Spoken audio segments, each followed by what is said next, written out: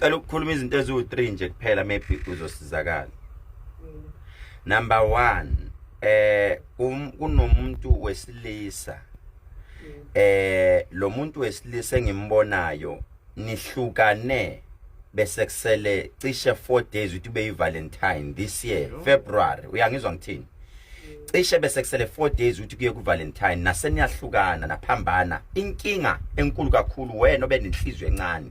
Unenhliziyo encane kakhulu uyashesha ukudinwa. Uyangizwa ngithini?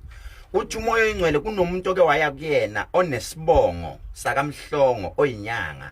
Lo muntu uthema ufika kuyena wakugcaba ngasemva on your left hand side. Wakugcaba kunohlanga onalo la emva kuwena. Wakugcaba inhlanga ezu4.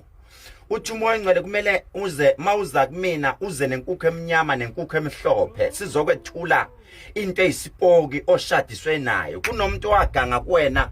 Lo muntu uyangidida ngoba lo muntu uyasonta kodwa uyaganga. Ngimbone gqoka umNazaretha omhlophe.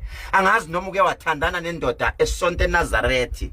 Wathi uNkulunkulu lo muntu kunezinto ayifaka kuwe. Lo muntu usebenza ngesethwalo.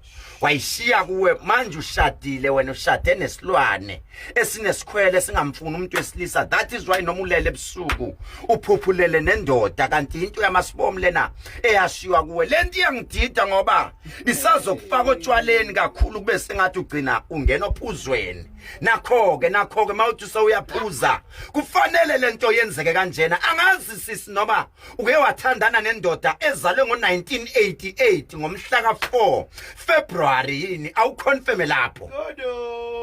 Nakho-ke Right. Oh my sister.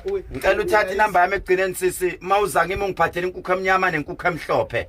Ngizawufika ngikusize sisi wena uzoshadwa umuntu oyi-owner lamatekisi. Inamba yami ithi 071. Okay, sengikhona ku China TikTok 071 130 7808. Yeah, sengikhona kuloko okunophawu ngathi izulu lokho kuthe iTikTok yeah.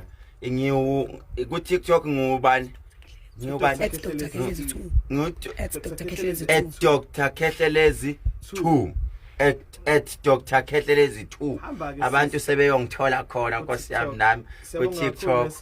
Uthabaningi Dr. Khehlelezi khona kodwa so Dr. Khehlelezi ngiyakuza ukuthi ukhuluma ngo TikTok. Ngicela ukubuza ukuthi mina bengilalele ekhaya mhlawumbe ngiyafisa ukuxhumana nawe kakhulu. Where else can I get